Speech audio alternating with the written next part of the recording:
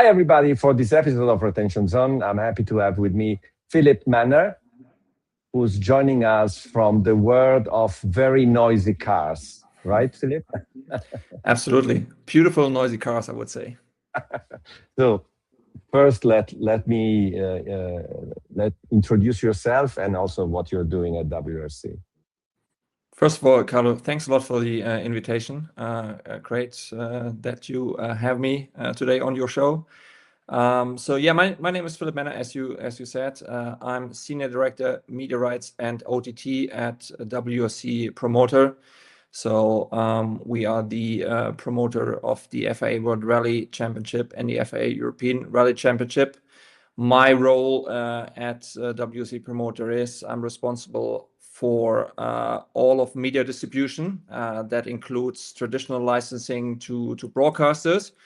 But since, I mean, as the people know who will watch the show today, I mean, there's so much happening in the media landscape, or already has happened over the last years. So we decided at WRC Promoter that it makes more sense also for me to oversee our owned and operated channels and platforms, because distribution is so much more complex than it was like 15, 20 years ago when I also started working in the industry. Back in the days, you had a TV channel that you were licensing the rights to, and that was your distribution channel. And nowadays, I mean, we all know it's much more complex and much more fragmented than that. So I think that makes it actually also very exciting and makes this role, yeah, it's a fun job and a great job to work in, and to really see also not challenges but opportunities. That really fascinates me. So that's what, how can I say it? It's a modern choice to have someone in charge of every kind of distribution, as you said, traditional through whatever you call them, partners, media partners, etc., and owned and operated.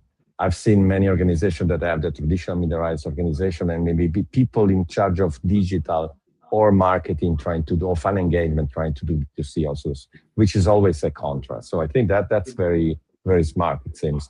But just a very quick, for people not too much into WRC, how does it work? You know, the competition. What are the specificity of the sport? Obviously, as it regards to media and everything connected to that. Absolutely. I mean, rally. A quick masterclass. A quick masterclass on rally. Keep it short. I mean, rally. It's first of all, it's the oldest motorsport in the world. So I think that's important to understand. But I mean, if you compare to other motorsports and to really bring it to the point here, like the nature of our events, it's very different to, let's say, a Formula One or MotoGP or NASCAR or IndyCar. So, I mean, first of all, we're not going head to head against each other. Like, our events are, if you want to call it, time trials. So whoever is fastest across the rally wins the rally. And that also makes the nature of the events very different to, for example, a Formula One race. I mean, a Formula One race, of course, you have free practice, you have qualifying, but then you have the race. The actual race is 1.5 to 2 hours. I mean, we have per rally normally what we call competitive stages. So stages which are running from normally Thursday until Sunday. Sometimes we also start on a Friday. And per rally, we normally have between 15 and 25. So let's say on average 20 stages. And as said, they're spread across 3 or 4 days. And as I said before, since our events are time trials and you have to finish a rally if you want to win a rally, and you need to be fastest across all of those 20 stages on average. I mean, it of course means that every stage that a driver is competing in, is driving in, matters, of course. So anything can happen across those 3 or 4 days. And that, of course, makes the nature of the events special. But of course, also the media product is very different than in terms of like the live output and also how we need to offer it and also how the fans are following it, of course. Because it is, it's so different to other sports. And so I'm saying something that maybe I will be chastised for it, but I know you have spent a bit of time before in another sport, and I see some similarities, and that was golf. Obviously, saying that rally and golf are similar, it's possibly a bit stupid, but it's geographically distributed, and also there are many storytelling happening at the same time. Can I say that more or less, or no, not really? I think the biggest similarity I see is how engaged the fans are. I mean, also like I mean in golf, like if you have a broadcast of several hours. I mean, golf is my hobby, so I'm a passionate golfer. So I love watching golf, and when I start watching a tournament, I don't stop watching it because I want to see what's happening throughout the round. But the same applies to our rally fans. I mean, if you look into like some of the numbers on our streaming service, but also some of the numbers I know from our broadcast partners, which have our media product. I mean, we have an incredibly engaged fan community. So the people who are following rally, who are really into the sport, who are real fans of the sport, they are really watching a lot of content across the 3 or 4 days of competition that we have. I mean, maybe Carlo, if I may add, talking about the media product. I mean, the media product now that we offer, let's say the premium media product that we offer is called WRC All Live. And WRC All Live, it's a live product which covers every stage from every rally live. It's actually a relatively new product still, because only since 2018 we have that product available and live to our fans. But what we can see is that, I mean, as I said before, we normally have around 20 stages per rally. The media product then is around 20 to 25 hours of live content per event. So it's quite a lot of content, a lot of live content that we offer. And we see a lot of average hours that our fans are actually watching and consuming from WRC weekend, which again, coming back to your initial questions, similarities, comparison to golf. I mean, I can make the direct comparison because I'm a passionate golf fan. I mean, I think for the fans, once you're into it, you're really engaged, and you wanna watch everything, or better, you don't want to miss anything. I think that's probably the better way to describe it, because as I said before, anything can happen. I mean, you can your favorite driver can crash out of a rally. Anything on any stage is possible, which can have an impact on the overall outcome of the event. Oh yeah, I can imagine it's also quite a complex event to produce on one end, if you want to broadcast it, but also then to distribute, how you build a discovery on digital, even on digital, where you may have more control. How do you tell the story of something like that? So, but tell me about what you're doing on the streaming side, owned and operated. Yeah, so we have a streaming service. It's called Rally TV. So we had a service before which was called WRC Plus, but since we also took over the promotion of the FIA European Rally Championship some years ago, we decided, rather than having separate platforms for both championships, we decided to merge them all into one dedicated video streaming service, which we now call Rally TV, because every fan knows now, once they are on Rally TV, they know what they get. They get the best rally sport in the world with the WRC and the ERC on that service. So that's our streaming service that we're having. It's available globally. But with Rally TV and the launch of Rally TV, we on purpose also said, I mean, Rally TV on the one hand, it's a streaming service, but we also use this as a brand to distribute our content across other channels under the Rally TV brand. So for example, also last year, we launched our Rally TV Fast channel, which is now already available in the majority of European markets on the major fast platforms. Actually, on the Rally TV OTT streaming service, we also have integrated a Rally TV pay channel, which we also have already licensed to our partners. We also have a distribution partnership with DAZN, for example, for Rally TV. So, I mean, going beyond our own apps, our own platform, we also have a distribution partnership with DAZN for a lot of markets globally. So yeah, we really wanted to use also Rally TV and the relaunch with this new brand, this new streaming service, to really broaden also the distribution and the access to the sport for the fans, but also especially for the people coming new into the sport. And that's actually also one of our key focus areas for the next years. We have a very solid foundation, a very solid platform now with Rally TV and the platform that we've built. But we also have some new plans, some new ideas, some new strategies now that we're currently working on and that we want to implement and roll out now over the next month, but also over the next years. And how is it monetized?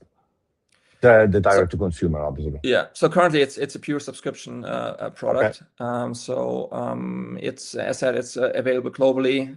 It's currently it's like one platform more or less that looks the same for the whole world. So we have a monthly pass, we have an annual pass. So these are the two options that we have. But as I said just before, we're currently working on new initiatives, new strategies, new ideas of how we want to make the platform, but especially also the sport more accessible to people. Because, I mean, of course, having a paywall, I mean, the annual subscription currently is at 120 euros a year, and the monthly subscription is at 13 euros a month. So, I mean, we wanna focus more on localized approaches now in the next month and the next years, because every market for us is also different. I mean, it's as you know, the same for many and most sports. Not every market is the same, and we wanna be more flexible with our product. So we really want to address the markets with a more tailored approach moving forward. And so do you have kind of a sense of where fans, so where you have more subscriber, is it the obvious territories where you expect, or there is a bit of difference in terms of broadcast interest or streaming interest? I mean, our broadcast partners are very important to us. Yes. So, I mean, we still have great broadcast partners, and I mean, we love working with our broadcast partners. But I mean, as you know as well, I mean, the media landscape is changing.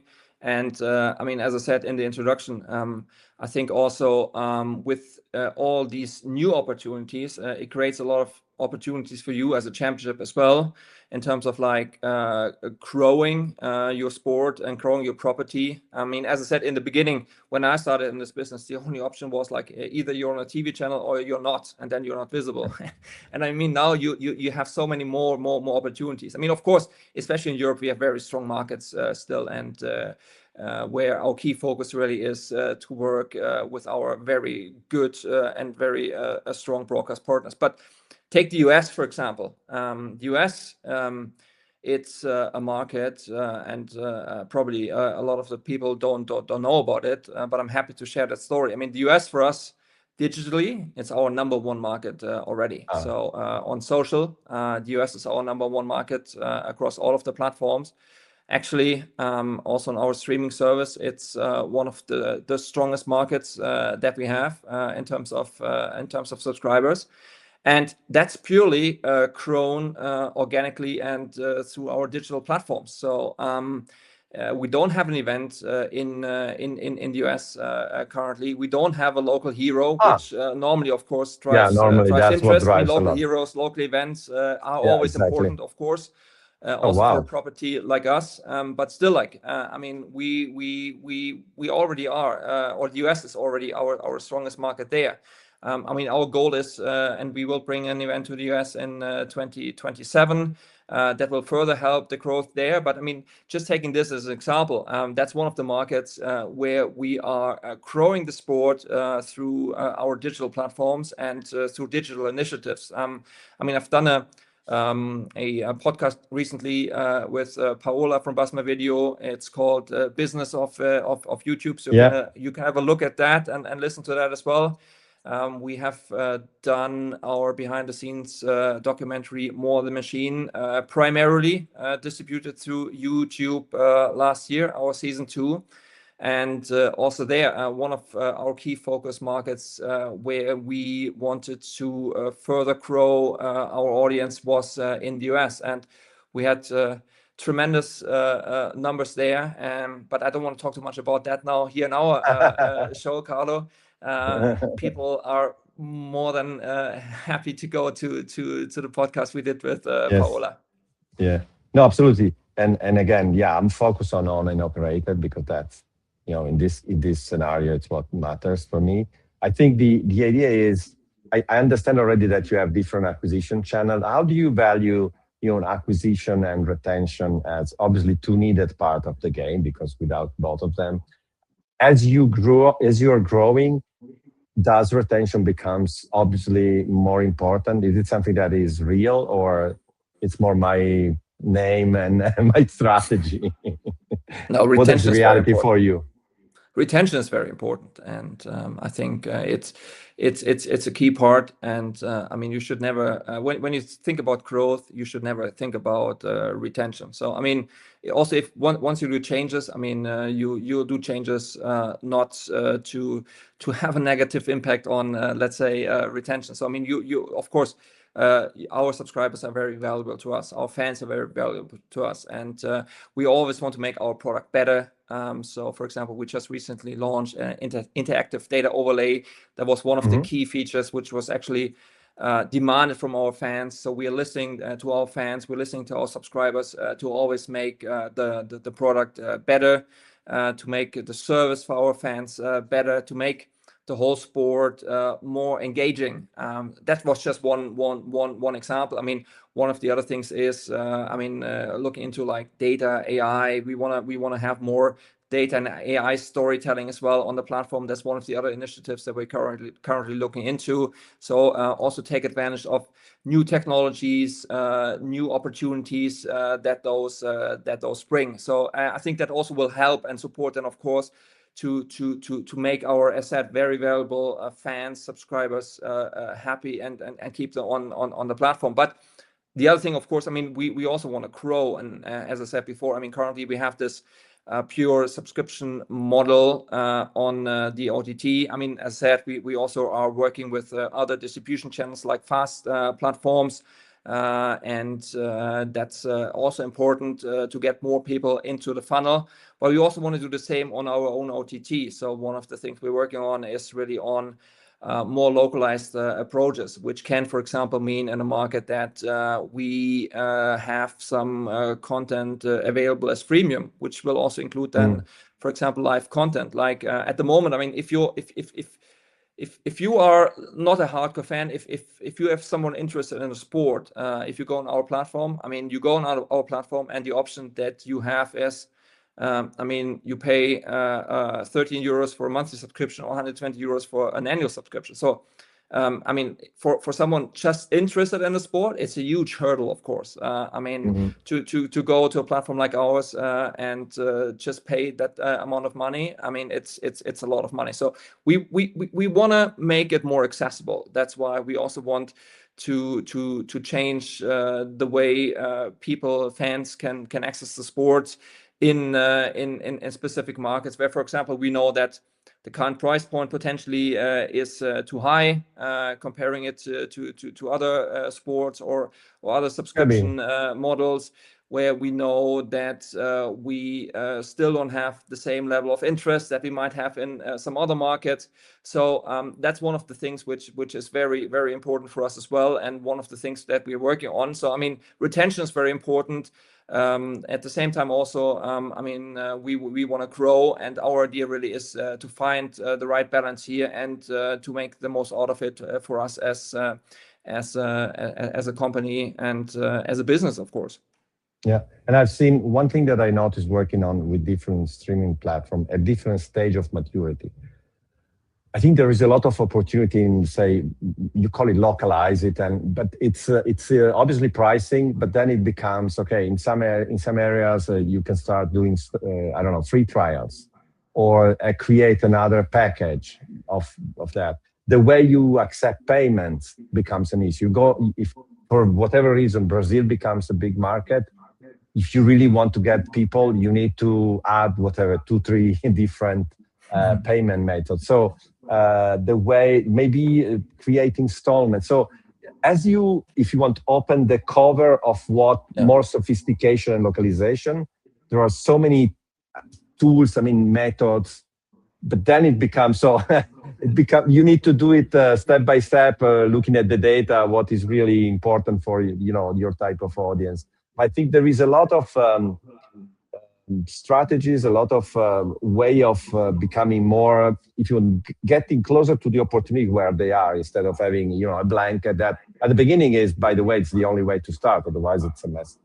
You cannot start with something too complex to manage, because then the data reporting is more complex. So yeah, I think, but I think there is a good opportunity, especially as what I understood is once someone becomes a fan of rally, they enter the hall somehow and they go deep. I think from what you said.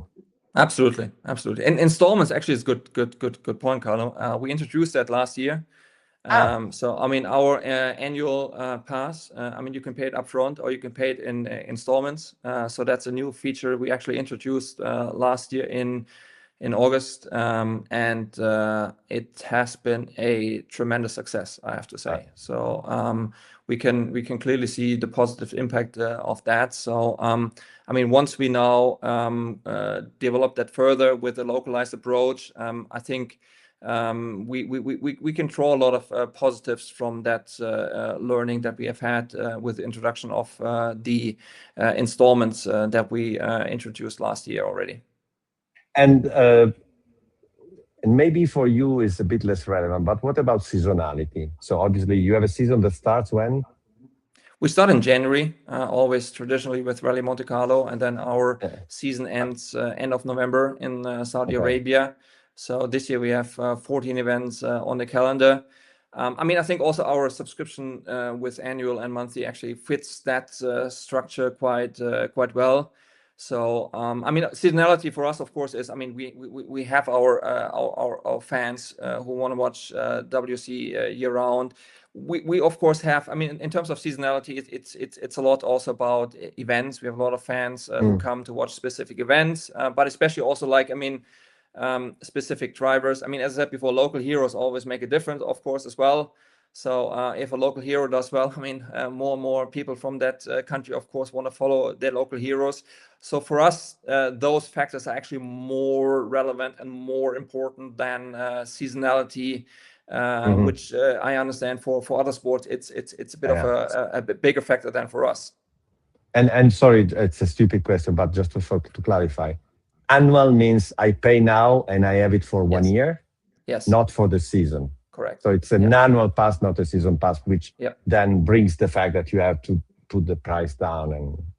And so do you have, for example, specific rally where you may in the future think about doing a promotion for a way to convert more people, or it's not a mechanism like NFL? They have the Thanksgiving games, and it's always a moment where they offer, I don't know, the weekly pass or the monthly pass for €1, whatever they can. So you don't have mechanism like that, or you could? No, we as I said before, with the localization, I think that's one of the things where we want to do this. So, for example, have some in selected markets, have, for example, some of the live stages available for free on the service to get people into the platform, to get them to give them opportunity to try the product before they subscribe to it. We also work with special offers throughout the year. You mentioned Thanksgiving. We have a Black Friday offer, for example, every year where there's some special discounts.